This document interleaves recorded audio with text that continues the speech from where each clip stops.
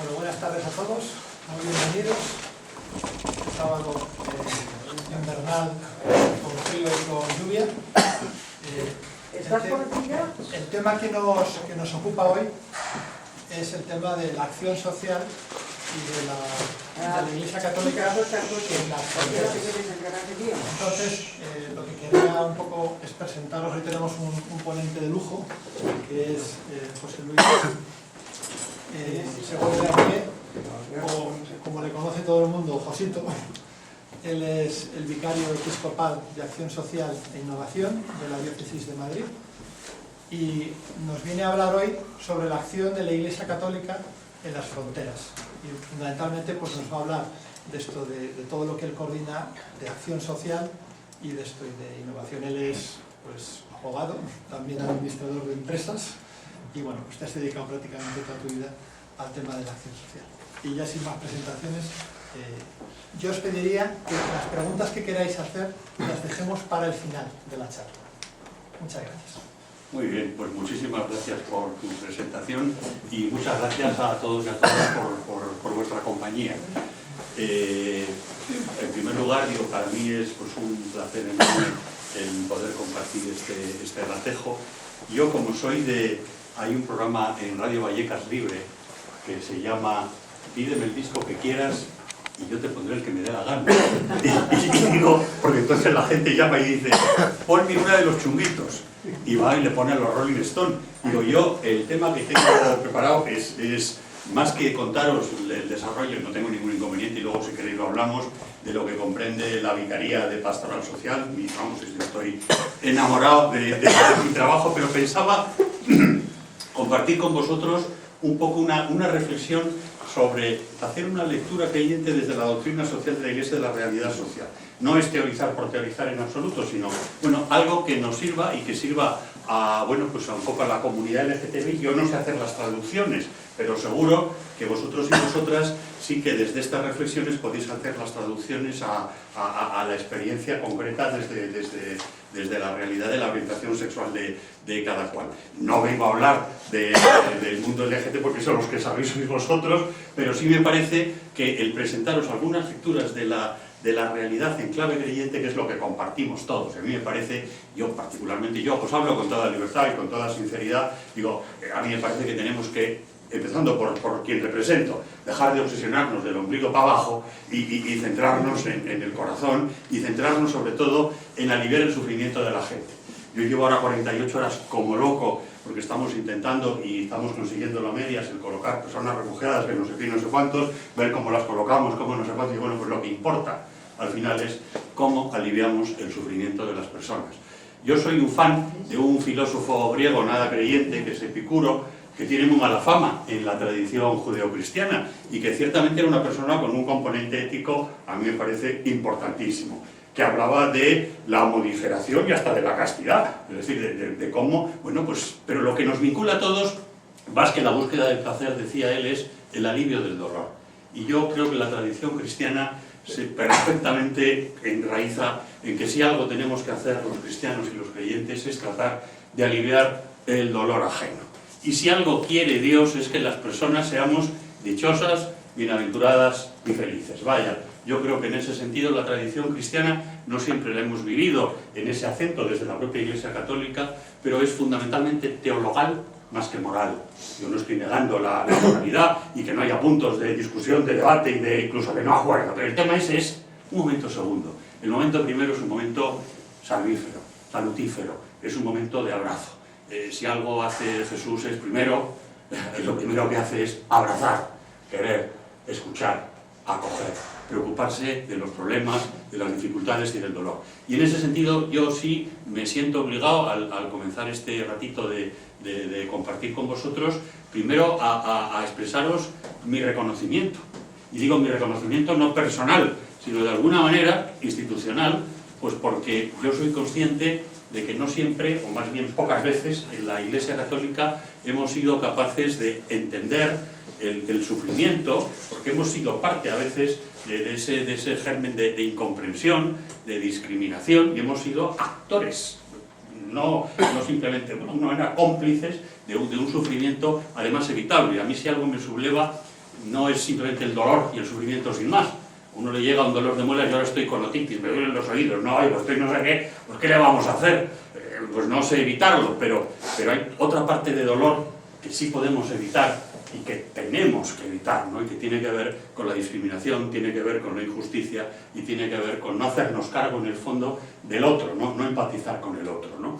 Por tanto, digo, lo primero es expresaros en ese sentido el decir, bueno, pues como Iglesia creo que hemos estado en los últimos años sobre todo, y bueno, en toda la tradición de la Iglesia siempre hablar de la Iglesia es muy también injusto, porque hay mucho de la Iglesia, son muchas cosas, ¿no?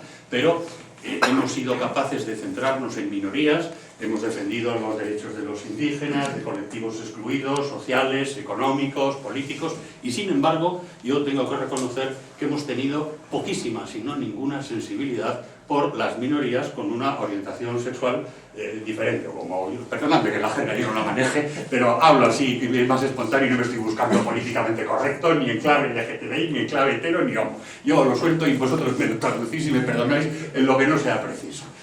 No sé si me explico. Es decir, bueno, pues yo creo que ahí tenemos una responsabilidad que además no tiene que ver con lo moral es un momento segundo, es decir, pues, si es que luego ya discutiremos sobre si el matrimonio, podemos, que no es que hay otra cosa previa, y la cosa previa es hacernos cargo de lo que supone lo que la otra persona siente. Punto. Y luego ya hablamos de cómo se estructura jurídica, institucionalmente y políticamente. Y seguro, yo estoy seguro, que en la comunidad LGTB o LGTBI, es decir, hay hasta disparidad de opiniones, porque supongo que el hecho de tener una determinada orientación sexual o dentro de la diversidad que hay, no conlleva que estemos formateados. Y habrá personas de derechas, de izquierdas y medio pensionistas. Pues porque evidentemente, como lo somos todos los creyentes, con independencia del ombligo para abajo. Por eso digo que, pues primero, reconocer que en ese sentido yo creo que no hemos sido capaces de estar a la altura de las circunstancias. Digo, y eso, pues a mí se me hace como muy evidente, ¿no? Es decir, yo he trabajado siempre y me toca trabajar ahora en el ámbito de la exclusión social y dices, caray, pues es verdad que con todas las contradicciones y con todo, es verdad que nunca, todavía no somos una iglesia pobre, ni una iglesia que estemos del lado de los pobres radicalmente, yo creo que no es verdad, no podemos decir eso, sí estamos en camino, yo sí lo creo, y sí veo signos de esperanza y veo pues eso, montones de gente que está haciendo un montón de esfuerzos pues para aliviar el sufrimiento del otro, por empatizar. Te digo, llevo 48 horas que estoy casi, vengo groggy de para acá para allá, por los que dices, oye, qué bien, qué mal por una parte la cantidad de sufrimiento evitable, y dices, hay que ver cómo las leyes a veces, en lugar de estar al servicio de la justicia y de la felicidad de las personas, se ocupan de machacar al personal, ¿no? Y hablo ahora de la que más conozco, que es la de extranjería y todas las políticas de frontera. Digo, me está tocando el tema del chaval este que se ha supuestamente suicidado en Archidona y todos los movimientos que está haciendo pues interior, de sacar a la gente para acá, para allá, toda esa guerra. Bueno, pues junto con eso dices, oye, pues veo que hay un montón de gente majísima en la Iglesia, incluso en las instituciones de la propia Iglesia, Cáritas, no sé qué bien y qué gusto da, pues que esto pilla fin de semana y tienes a profesionales que pueden llamar de madrugada, que no sé qué, no sé cuánto, y dice, oye, esto es un lujo que no se da en otras instituciones. Digo por contaros también todo, digo por una parte ese aspecto creo que no está a la altura de las circunstancias y por otro también decir, hombre, pues no es justo ser absolutamente maniqueos, somos buenísimos, lo decía San Agustín, ¿no? Con esa expresión tan dura que la Iglesia es casta et meretriz, ¿no? Es pura y prostituta. Pues en el fondo como uno mismo, el que está hablando, ¿no? Las dos cosas están presentes en mí mismo y sospecho porque en todos los aquí presentes sin más historias. Por tanto, primero, presupuesto 1, digo, el asumir que ciertamente yo creo que en este punto pues tenemos un problema que conoceréis porque habéis trabajado mucho más que yo, históricamente, filosóficamente, teológicamente, donde el tema de la sexualidad no lo tenemos bien colocado, es decir, no ya el tema del LGTB, no, el tema de la sexualidad en general, yo creo que en la reflexión histórica de la Iglesia, pues podemos ver si San Agustín, si el platonismo se nos cuela y entonces... Ahora no voy a meterme en eso, que yo tampoco soy especialista, pero sí que es verdad que ahí tenemos un problema de colocación. Y por eso digo que al mismo tiempo que reconocer que tenemos esa limitación, yo también el decir, hombre, pues no os conozco a todos y a cada uno de vosotros, pero digo, yo sí tengo amigos y personas como todo el mundo, porque suelo decir eso, yo tengo amigos que no sé qué a mí me hace gracia, ¿no? Cuando alguien dice, yo tengo amigos, o sea, pues hombre, solo faltaba, ¿no? Que hiciéramos un filtro de amigos en función del color del pelo o de cualquier otra variable.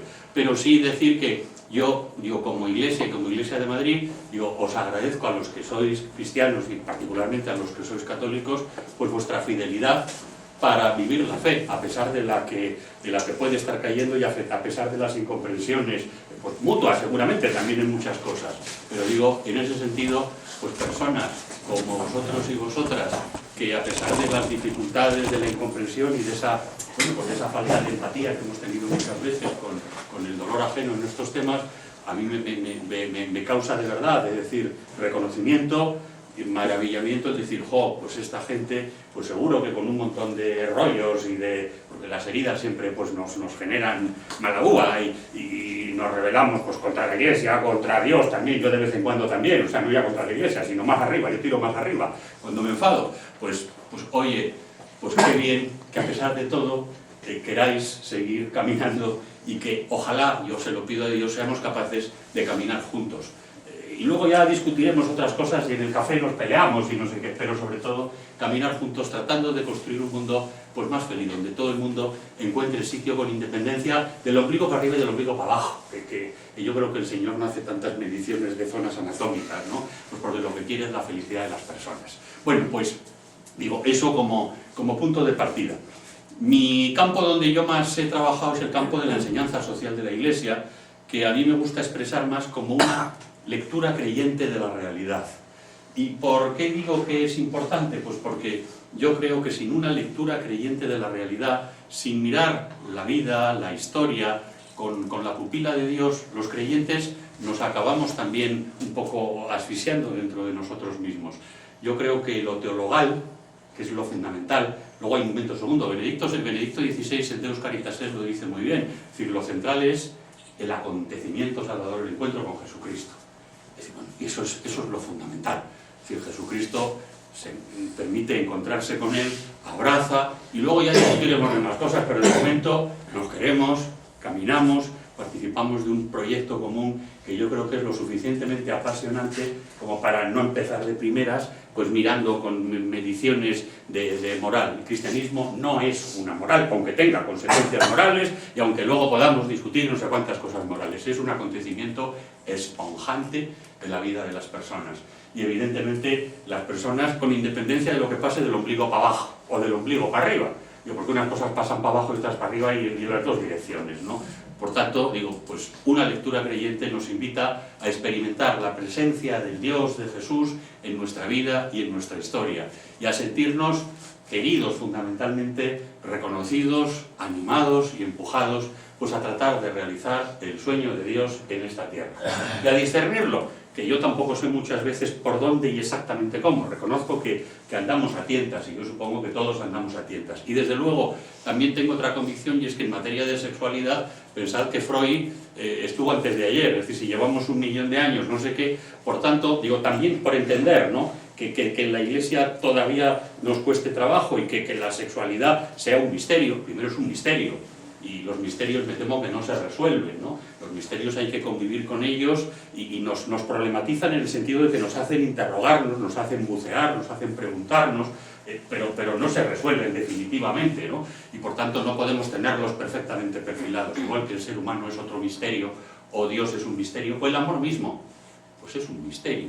Y los misterios, pues también es verdad que son los que dan el colorcillo de la vida y lo que nos motivan para vivir y para vivir con intensidad. Pues digo, si la sexualidad es un misterio, Freud lleva desde antes de ayer, tampoco podemos tener claro, digo, ni vosotros, permitidme que hable así para entendernos, como si que no estamos en bandos distintos, pero digo, ni la comunidad ni nosotros tengamos clarísimo y absolutamente no sé qué, que esto es así, que esta es la naturaleza de no sé cuánto, y nos tiremos la antropología a la cabeza como si estuviera todo perfectísimamente perfilado, porque creo que nos faltan todavía muchísimas cosas, como que nos estamos bajando de los árboles, vaya, todavía, viendo la historia de la humanidad, y entonces pues tenemos que ser todos, digo todos, incorporo a vosotros y a nosotros, por hablar así, pues bueno, pues un poquito tolerantes, pacientes y caminar juntos para ir viendo pues cómo conseguimos realizar el sueño de Dios y cómo procuramos que las personas sean más felices y cómo aliviamos el sufrimiento a las personas que viven agobiadas, angustiadas, por la razón que sea, incluida su propia vivencia de la sexualidad. Bueno, pues dicho esto, la lectura creyente de la realidad parte de algunos presupuestos que comparto con todos vosotros y vosotras. El primero es que el mundo, la historia, la vida, el clamor de los pobres, el anhelo de justicia, son espacios de Dios. Y por tanto, no se puede tener la experiencia de Dios al margen de la vida, del libro de la naturaleza, que acabamos de descubrir también ahora. Digo que los cristianos, y particularmente en la Iglesia, ha sido el Papa Francisco el que con Laudato Si nos ha hecho, yo me incluyo, porque yo empezaba a reciclar y a ser más cuidadoso a partir de la segunda lectura de Laudato Si, porque la primera para enterarme un poco, la segunda para explicar y encontrar, ya que hay cosas que yo no tenía suficientemente pensadas, no tenía asumidas y que me parece que son muy gordas. Bueno, pues oye, bendito sea Dios, es decir, que pues eso, de eso se trata, ¿no? De ir caminando, de ir descubriendo dimensiones nuevas. En definitiva, el punto primero, repito, es la historia, la vida, el libro de la naturaleza, el clamor y el sufrimiento humano, los anhelos por un mundo más justo son lugares teologales. Y por eso yo creo que no se puede hacer la experiencia del Dios cristiano fuera de esos ámbitos. Es decir, de espaldas al dolor del mundo, de espaldas a la preocupación por la naturaleza, la ecología, el anhelo de justicia y el sufrimiento humano, se puede ser muy religioso tal vez, pero desde luego creo que no se es cristiano, porque la experiencia de lo cristiano tiene que ver con un Dios que es encarnado.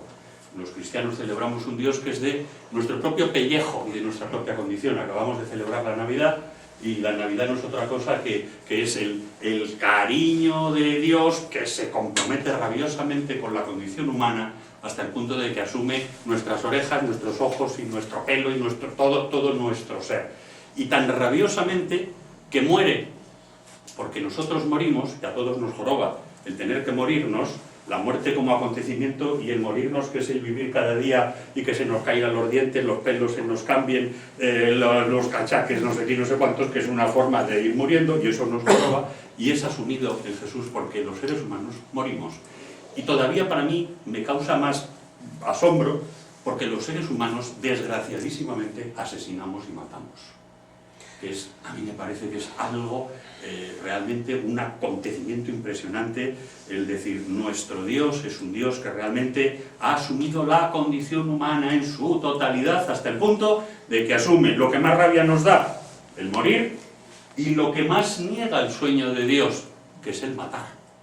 Y las dos cosas aparecen en ese acontecimiento de Jesús. Por tanto, la vida, la historia, el clamor de los pobres, el anhelo de justicia, lugares teologales. A mí me gusta mucho más hablar de teologal que de teológico.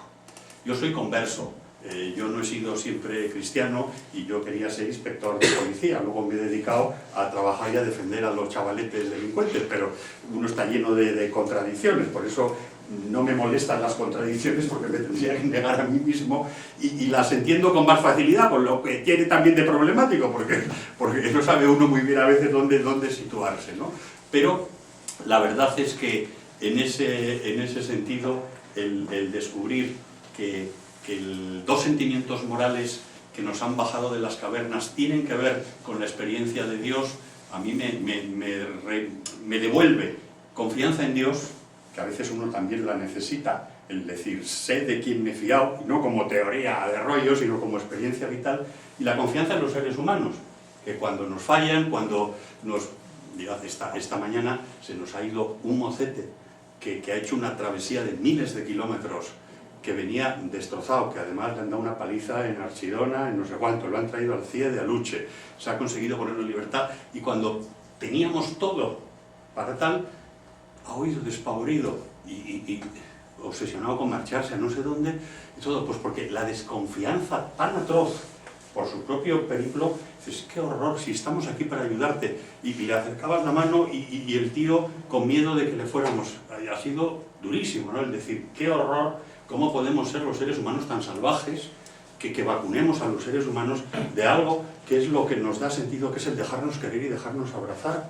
Es que decíamos, ¿en qué te podemos ayudar? Di tú qué quieres que hagamos.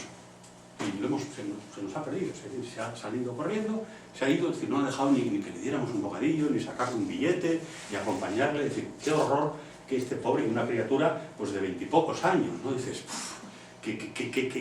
claro, ha contado, había muerto su hermano en la travesía, su madre no sé cuántos, han pasado en la patera no sé cuántos, se han encontrado bofetadas por todos los lados.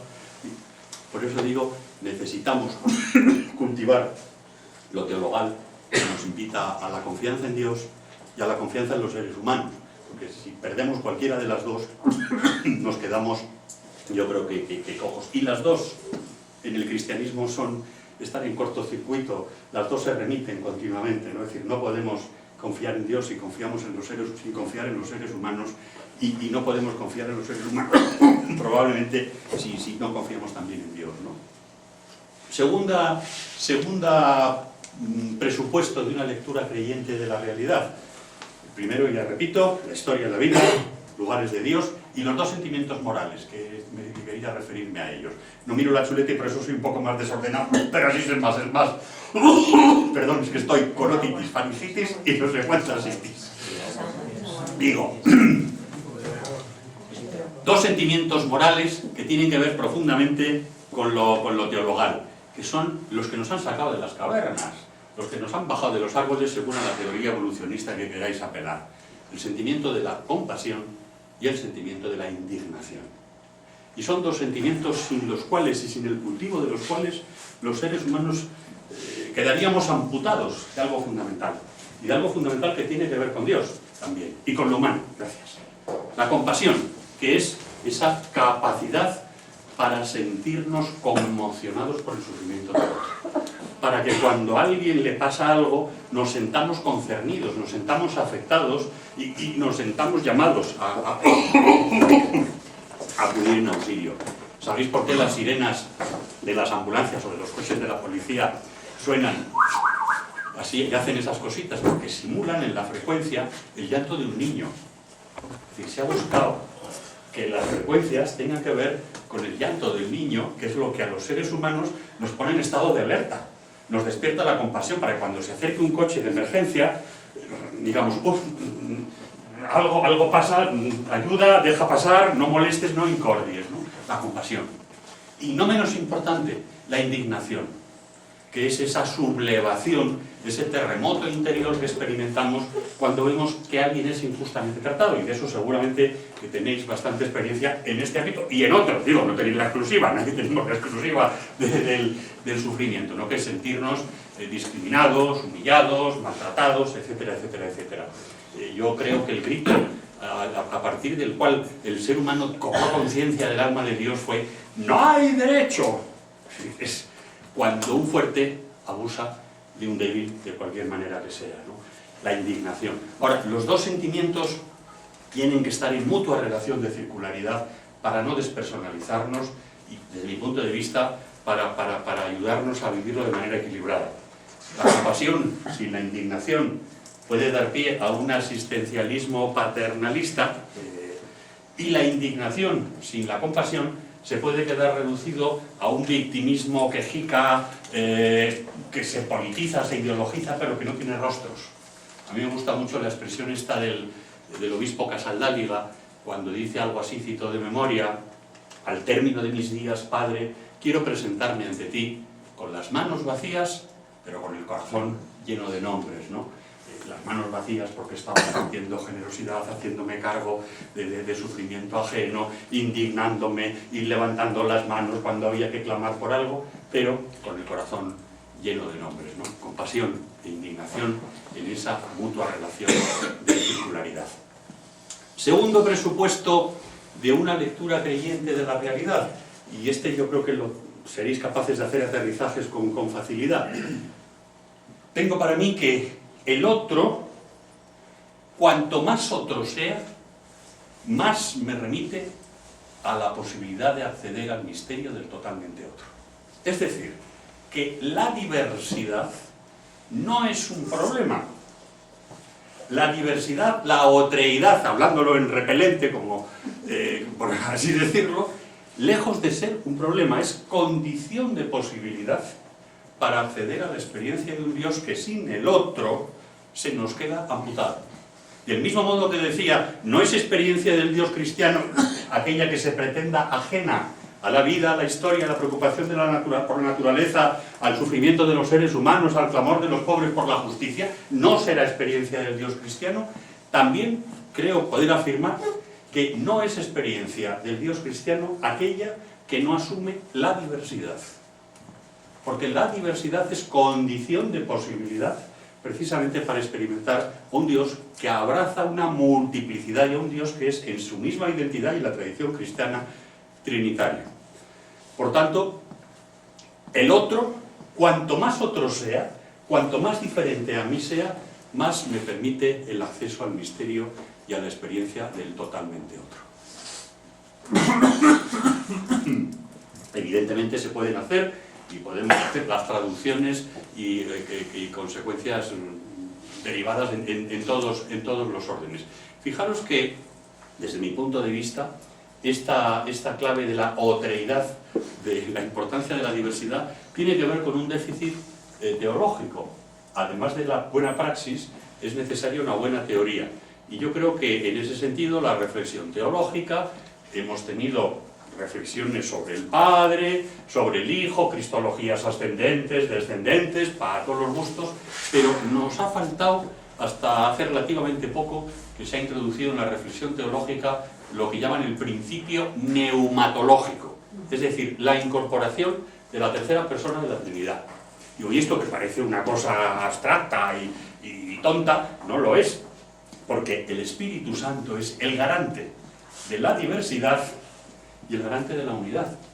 Es precisamente el que posibilita la diversidad de carismas, el pluralismo, sin que se rompa, es decir, aquello que integra la diferencia y al mismo tiempo la unidad. Y un déficit de reflexión sobre el Espíritu Santo yo creo que está por debajo de que muchas veces en la tradición cristiana y en la católica pues nos haya costado entender la cuestión de la diversidad y hayamos tendido a ser más uniformizadores, homogeneizadores y a tener una visión más unilateral de las cosas, con una dificultad incluso para el pluralismo teológico. Y ha habido momentos en que todo el mundo tenía que pensar así. Todo el mundo, cuando, bueno, de suyo y en las comunidades cristianas, pues unos pensaban así y otros pensaban así, como que la diversidad no debe problematizarnos en absoluto. Al revés, nos complementa. Decía este filósofo Gadamer, decía, la verdad siempre se busca en primera persona plural. Es decir, la verdad no la encuentro, la descubro yo, sino que la verdad es tarea colectiva, es tarea de nosotros.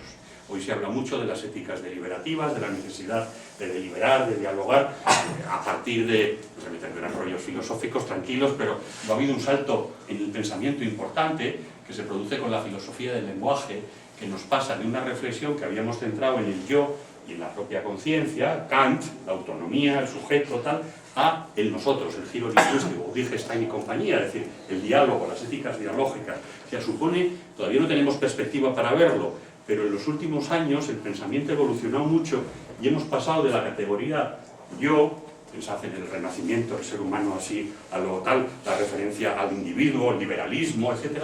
Y nos hemos dado cuenta de que eso se queda un poquito, eso está muy bien, porque por supuesto que sin yo no existe la referencia, pero necesitamos de un nosotros, ¿no? La Revolución Francesa introduce libertad, fraternidad, igualdad, nos empieza a abrir y ya el giro lingüístico dice, no, tenemos que empezar a hablar del nosotros, las éticas dialógicas, del nosotros como espacio de reflexión. Esto tiene consecuencias que todavía habrá que seguir, pero que en el fondo tiene que ver con la fraternidad, con la pluralidad y con la diversidad. Dice Bauman, este politólogo, sociólogo, que el gran desafío del siglo XXI va a ser la gestión de la diversidad, ¿no? Cómo en un mundo cada vez más globalizado, más diverso, donde cada vez tenemos más conciencia de los individuos y de los grupos en los que se encuadran los individuos, cómo poder gestionar eso respetando los derechos individuales y al mismo tiempo los proyectos comunitarios, ¿no? Es un desafío que tenemos ahí para rato.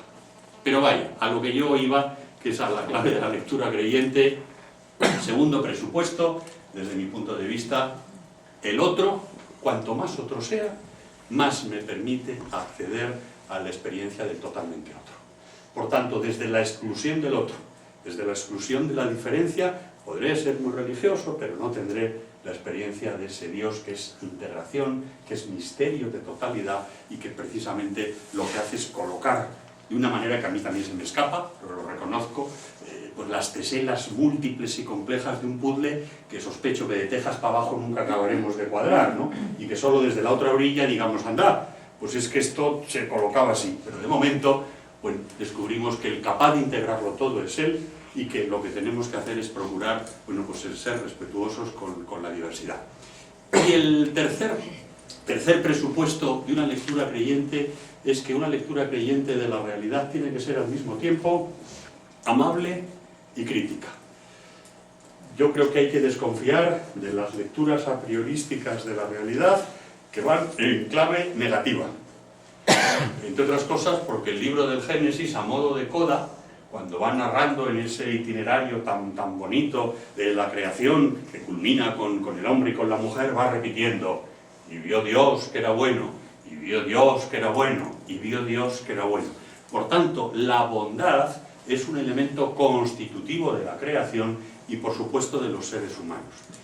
Yo que me he movido toda la vida en el ámbito de la pastoral penitenciaria y del mundo de la delincuencia, pues cuando ves gente que dice, es que son irrecuperables, es que no sé cuánto, bueno, pues yo descubro algo radicalmente distinto, y es la fe en un atributo que va muy vinculado a la condición humana, que es la perfectibilidad. Es decir, los seres humanos somos susceptibles de transformación, de cambio y de mejora. A nivel personal, por supuesto, y también a nivel colectivo. Por tanto, es una llamada a la esperanza. Es decir, es verdad que vemos montones de cosas que nos horrorizan, que nos ponen los pelos de punta, que no nos gustan, que nos cabrean, que nos hacen sublevarnos. Pero es verdad que los seres humanos tenemos un potencial de transformación, de cambio, que si dejamos un poco ser tocados por la gracia también de Dios, que ayuda y mucho, podemos mejorar y podemos cambiar las cosas, ¿no? Por eso no hay nadie que sea definitivamente irrecuperable. A mí el relato de la muerte de Jesús con el buen ladrón me lo deja, vamos, más claro que el agua. Dice, si hasta el último minuto, que no sé cuánto, es posible, como para negar condiciones de cambio y de transformación al ser humano y a nuestra propia especie. Y esto me lo digo muchas veces cuando ves, pues eso, cantidad de barbaridades a nivel estructural que te sublevan y que te hacen a veces decir, ¿vamos para adelante o vamos para atrás?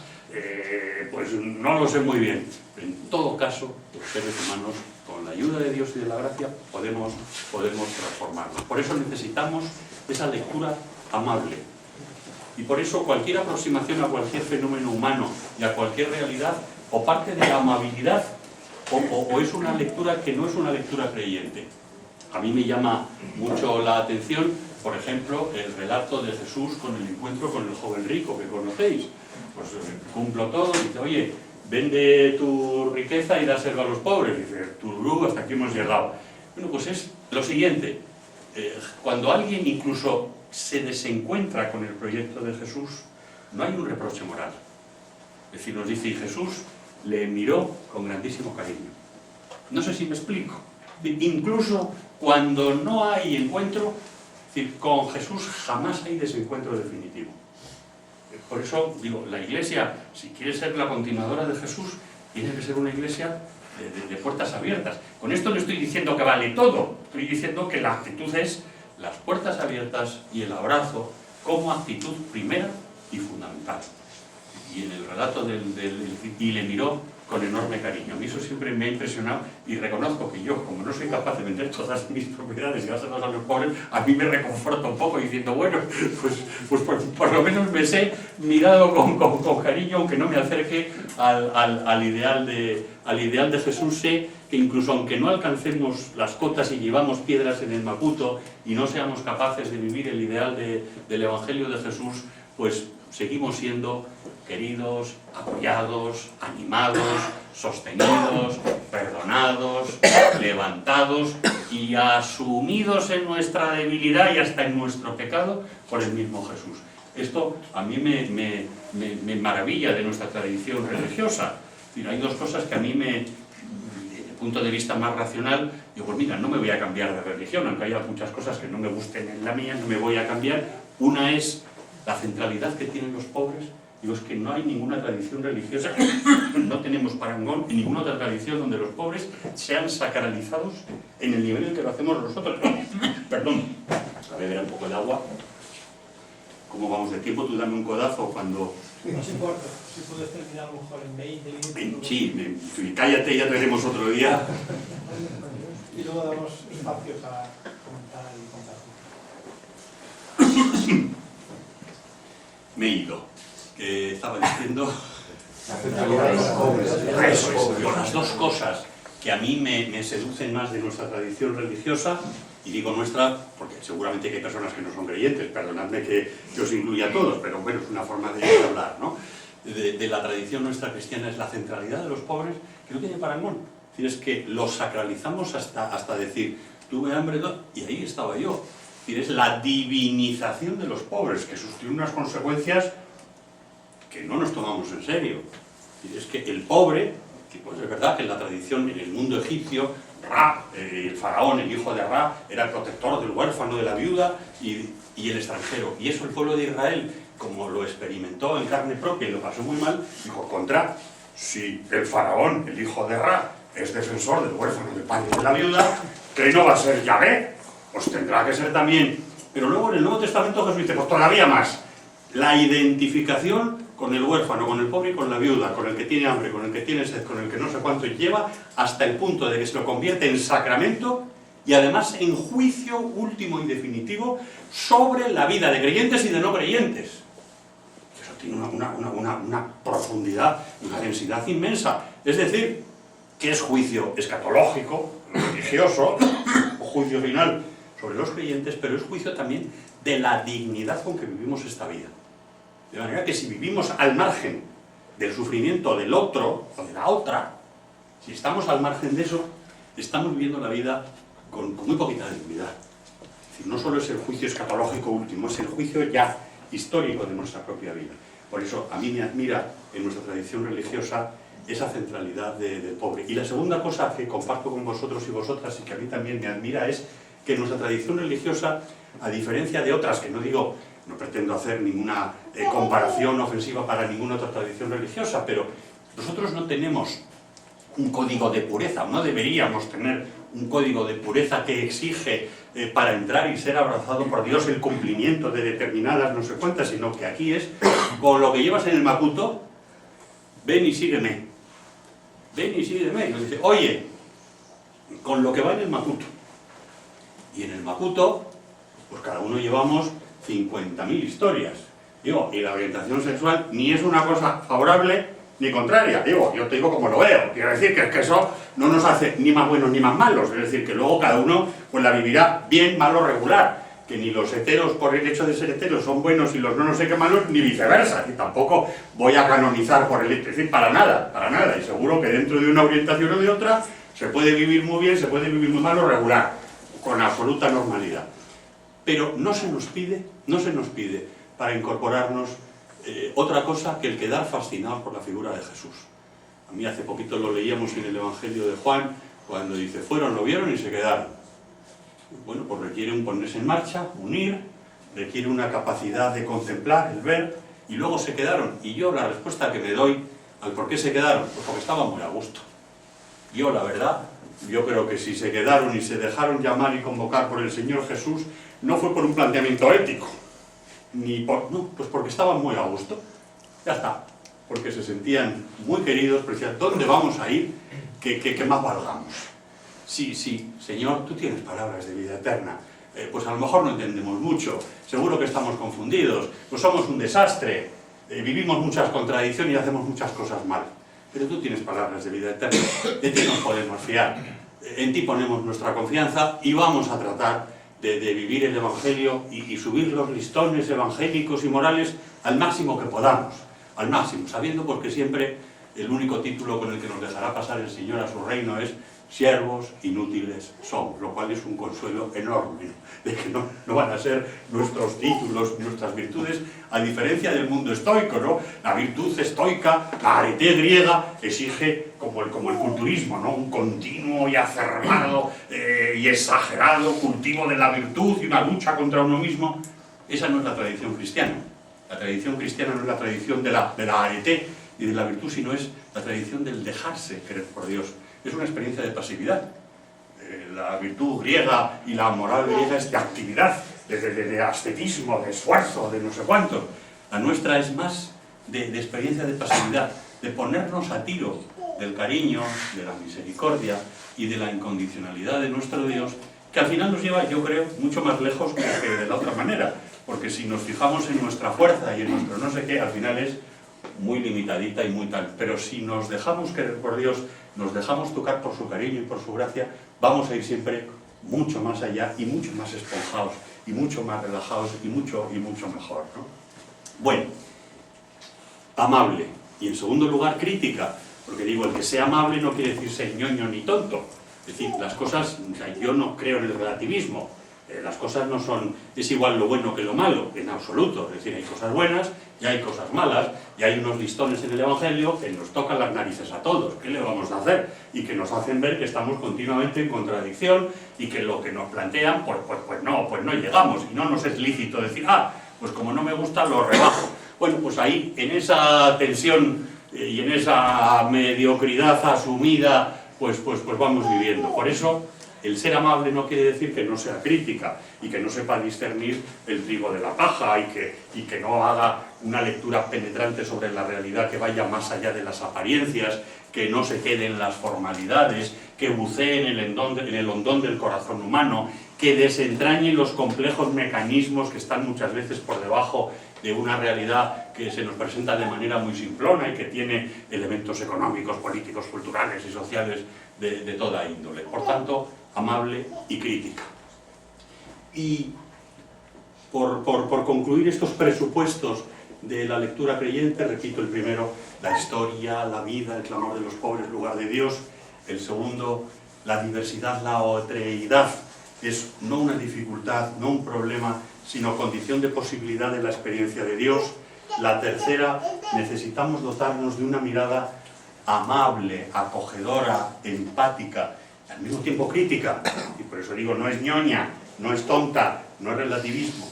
Y en último término, como síntesis de estos presupuestos, perdonad, yo os comparto lo que para mí es como el icono de mis convicciones personales más profundas, y es un icono muy sencillito, que tiene que ver con el Cristo, y que es esa imagen del Evangelio de Juan, donde está el Señor Jesús en la cruz, Juanillo, el chaval joven a un lado, y María al otro lado. Y digo, para mí es como la síntesis de, no solo de la lectura creyente, sino de la experiencia del Dios de la tradición cristiana. Primero, porque nos coloca, algo le estoy empujando, aquí habéis prolongado la Navidad, de acuerdo al tiempo litúrgico, pero yo que, esto, vamos, os diré que en la catedral, para mi sorpresa, todavía no han quitado el nacimiento. O sea que digo, bueno, pues, o sea que no puedo decir nada porque todavía no lo han quitado. Ya sabéis que el bautismo es cuando se acaba el tiempo de la Navidad, que ya vamos por el domingo primero, camino del segundo. Pero bueno, así no me fijaré en los detalles, así a modo farisaico, del árbol de Navidad. Bueno, en ese icono precioso, lo primero que a mí se me descubre es el espacio existencial. Es decir, para mí es como el nacimiento de la Iglesia. Ahí está tu madre, María, la madre de Jesús, sobre todo para los católicos, Juan, que representa nuestra fragilidad, el discípulo jovencillo, el que había salido momentos antes en pelota picada para que no lo echaran mano y haciéndose el longuis y el despistado diciendo yo pues cojo ya para que no me pase lo de Pedro, de tener que renegar 3 veces, como soy más joven y corro más, pues me piro y a mí no me echan mano y ya es muy bueno. Bueno, pues ahí estamos en esa síntesis de la mujer, de la fidelidad a toda prueba, que es María, y la fragilidad del otro, porque sale corriendo en pelota picada, y bueno, la madurez de una mujer que ha estado acompañando, con esa, en la película esta de la Pasión de Gibson, a mí lo único que me gusta es la escena del acompañamiento de María con su madre, porque parece que es mucha sangre, y no pone en conexión la muerte de Jesús con su vida, ¿no? Es decir, como que si fuera, no, la muerte de Jesús es consecuencia de una vida y un estilo de vida, pero bueno, no vamos a entrar ahora en la peli. Pero esa escena de María y acompañando a su hijo, que incluso en algún momento hay un flashback, ¿no?, donde aparecen la madre y el hijo haciendo el tonto y bailando en la casa. Bueno, que a mí eso me parece fascinante, ¿no? Digo, yo la película la salvo solo por esas escenas, ¿no? Solo por esas digo, qué bonito y cómo refleja la madurez de la mujer fiel que está a las duras, a las maduras, y también con ella la reivindicación de la mujer, ¿no? Es decir, que dentro de la Iglesia también tenemos ahí capítulos pendientes importantes, ¿no? Es decir, la mujer que está ahí y el chavalillo, por otra parte, pues el más jovencillo, el más inconsciente, probablemente un tardo adolescente, pero que también está y que nos representa pues en esa parte también más frágil nuestra. Y los dos, en el momento del surgimiento de la Iglesia, ¿dónde? A los pies de la cruz, a los pies de los crucificados. Es decir, que la Iglesia, si quiere ser la Iglesia de Jesús, tiene que mantenerse fiel a su origen. El origen de la Iglesia y de donde brota la Iglesia es a los pies de una experiencia de dolor, de sufrimiento, de frustración y de muerte. Por tanto, el lugar natural de la Iglesia y el lugar del que no debemos movernos es el lugar del sufrimiento, a los pies de las cruces, a los pies de los crucificados, a los pies de los injusticiados y de las personas que sufren. Ese es el lugar existencial de la Iglesia. Cuando nos escapamos, y nos escapamos todos, yo el primero, y la Iglesia también, porque estar en ese sitio pues no es nada agradable, estamos traicionando algo sustancial, constitutivo, identitario de la propia Iglesia. Por eso, por una parte digo, a los pies de la cruz. Segunda dimensión de ese icono que para mí es como normativo. Fijos los ojos en el Señor. Si algo está haciendo María y el chavalín de Juan es mirar y ser mirados. Y a mí eso me parece muy importante y es la clave de la espiritualidad. Porque si miramos en otras direcciones, y es fácil que miremos en otras direcciones, porque todos somos susceptibles de ideologización, porque necesitamos ideología, es interpretación del mundo, y todos interpretamos el mundo inevitablemente según nuestra biografía, según nuestro recorrido y nuestras experiencias, y según nuestra bibliografía, según las fuentes que leemos, los periódicos que leemos, las emisoras de radio que escuchamos y la televisión que vemos, que además solemos ser todos unilaterales. Es decir, que si me va determinado programa de televisión suele cuadrar con que me va también no sé qué emisora y no sé qué medio de comunicación. Pues es así. Y además determinadas fuentes o determinadas... Y en el campo de la teología, pues lo mismo. Me gustan estos teólogos y no me gustan los otros. Bueno... Por eso yo siempre defiendo más que la teologización, que es susceptible de ideología, la teologización. Es decir, centrarnos en aquello que supone la experiencia de la fe, de la esperanza y de la caridad, que siempre va tocada inevitablemente también de ideología, porque tenemos que interpretar, necesitamos un mapa, una cartografía para saber ubicarnos, y los humanos pues nos la hacemos, nos la inventamos, nos la construimos, unas veces es más objetiva y otras menos. Pero en cualquier caso, repito, fijos los ojos en el Señor y dejándonos mirar por Él, pues si queréis en el orden contrario, dejándonos mirar por Él y devolviendo esa mirada al Señor Jesús. Es decir, que el elemento de referencia sea el Evangelio y nuestra experiencia de Dios y no sea la ideologización, del tipo que sea, que se puede ideologizar por derechas, por izquierdas, por hetero o por el LGTB, vaya, es decir, que podemos construir discursos ideológicos, pero a mí me parece que en ese sentido la experiencia de la lectura creyente nos invita a eso. Y tercer lugar, la tercera clave que en ese icono a mí me resulta significativa y llamativa es, tiene que ver también con el Espíritu Santo y tiene que ver con la diversidad, es siendo uno para que el mundo crea. Ese es un desafío imponente que reclama de todos nosotros pues humildad, tolerancia, a asumir los yerros, las equivocaciones del otro, incluida la institución, incluidos los demás, y decir, ser uno para que el mundo crea.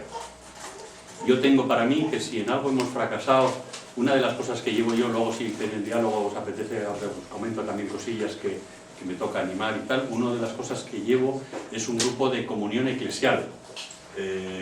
Yo cuando me encargaron lo de la comunión, dije, bueno, para que esto sea de verdad, pues tengo que conseguir unir al Opus Dei con las comunidades de base.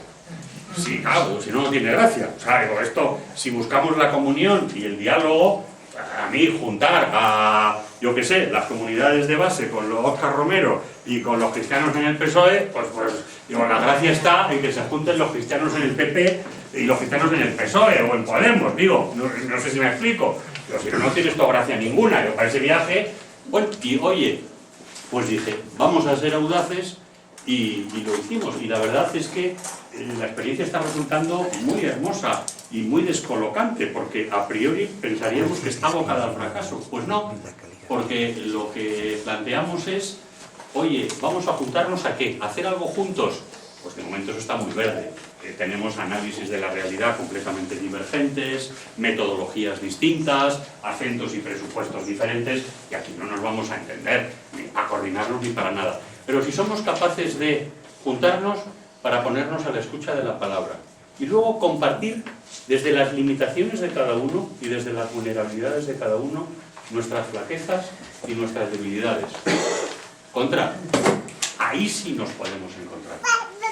Porque, a ver, quien sea honesto, y yo presupongo en todo el que viene la honestidad, al margen de la adscripción religiosa, espiritual, y esa hay que presuponerla siempre, pues dices, efectivamente, pues dices, oye, pues yo cuando me contrasto con la palabra digo, te voy a mirar a ti por encima del hombro, qué morro tengo, ¿no? Y entonces eso nos obliga a un ejercicio de humildad, es decir, oye, ante Dios, pues estamos todos un poco en cueros, un poco no, bastante, ¿no?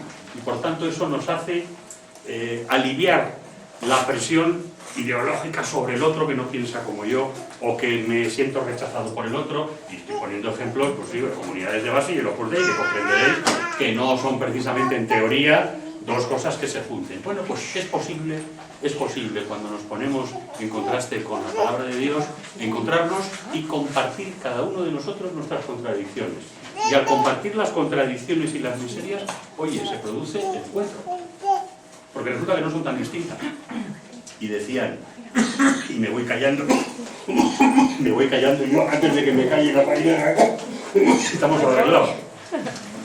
Decían los matrimonios del Opus Dei, matrimonio de comunidades de base. Yo les preguntaba, oye, vuestros chavales, vuestros hijos, ¿qué pasa con ellos? Y decían los hermanos del Opus, pues mira, por más que hemos hecho dirección espiritual, oración de no sé cuánto, en casa todo lo tenemos, no sé qué, nuestros hijos han dicho que por aquí se va a no sé dónde. Y es una frustración, porque además pues tengo a mi hija que se ha juntado con otro chico, que no sé cuántos, y esto para nosotros es no sé cuánto. No hemos sido capaces de transmitir lo que nosotros creíamos. Bueno, pero es que luego preguntas a los hermanos, pues mira, nosotros hemos cultivado una austeridad de vida, un compromiso con los pobres, una historia, una espiritualidad arraigada, militante. Y los chicos lo que quieren es ganar dinero, que les dé dinero, divertirse. Es que nada, de nada, de nada.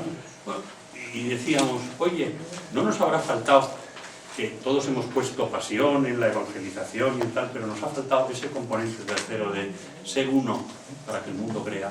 ¿No forma parte del pack del Evangelio que la unidad es condición de posibilidad de la fe de los otros? Con esto quiero decir, más allá de las diferencias, de las discrepancias, ¿no es valioso que caminemos juntos con toda la complejidad que tiene, con todo lo que tiene, para que el mundo crea? Yo creo que eso es un desafío y es una tarea que en ese sentido digo, y por eso yo, pues desde que empezaba diciendo, agradezco de verdad enormemente el que a pesar de muchísimas historias, incomprensiones, dificultades en presente, en pasado y a lo mejor todavía en futuro, porque vamos todos muy despacio, que sin embargo haya personas como vosotros, como vosotras, que digáis, vamos a ser capaces de aunar pues la paciencia histórica con el desear el sueño de Dios y caminar juntos, ¿no? En lo que dice este Casal Lándiga también, en rebelde fidelidad. Es decir, bueno, pues que hay cosas que generan rebeldía, pero por encima de ellas, en fidelidad y juntos. Y yo, ese esfuerzo, pues le doy muchísimas gracias a Dios por vosotros, por vosotras, y de verdad, digo que yo por la parte que me toca más institucional, digo yo en la Iglesia de Madrid me siento muy orgulloso, de verdad, de corazón, de que haya personas como vosotros y como vosotras, que más allá de cosas que podamos estar de acuerdo, en desacuerdo, de no sé qué y de no sé cuántos, queráis vivir vuestra fe y queráis vivir vuestra fe siguiendo el Evangelio de Jesús y pues en esa rebelde fidelidad con la Iglesia. Yo me siento muy agradecido y muy orgulloso de vosotros, es decir, y en ese sentido creo que sois una riqueza grandísima que tendremos que ver, y estamos hablando de vías de encuentro, de no sé cuánto, pues que llevarán su tiempo, que nos llevarán lo que tú quieras, pero no puede perderse la Iglesia, la riqueza de personas como vosotras, si realmente queremos que dentro de la diferencia, que dentro de la diversidad y de las contradicciones y de las discusiones y de todo lo que queráis, no podemos prescindir de nadie, ¿no? Porque creo que el Evangelio es fundamentalmente inclusivo, es abrazador de todo y por tanto cometeríamos un pecado gordísimo. Digo, vosotros y vosotras, sí, si rompéis la baraja, y nosotros, si no somos capaces de integrar, seguir reflexionando y seguir caminando hacia una vía mucho más, bueno, pues más inclusiva, donde demos vueltas a muchas cosas pues que yo creo que todavía están muy verdes y que tenemos que reflexionar, pero que tenemos que avanzar para realizar el sueño de Dios. Así que de verdad, que muchísimas gracias por la oportunidad de compartir con vosotros este ratín, así un poco asistemático, porque ni me he mirado la chuleta, pero digo, prefería que fuera algo mucho más espontáneo, vivaz y encantado, y muchísimas gracias por vuestra acogida y sobre todo por vuestra fe. Muchas gracias.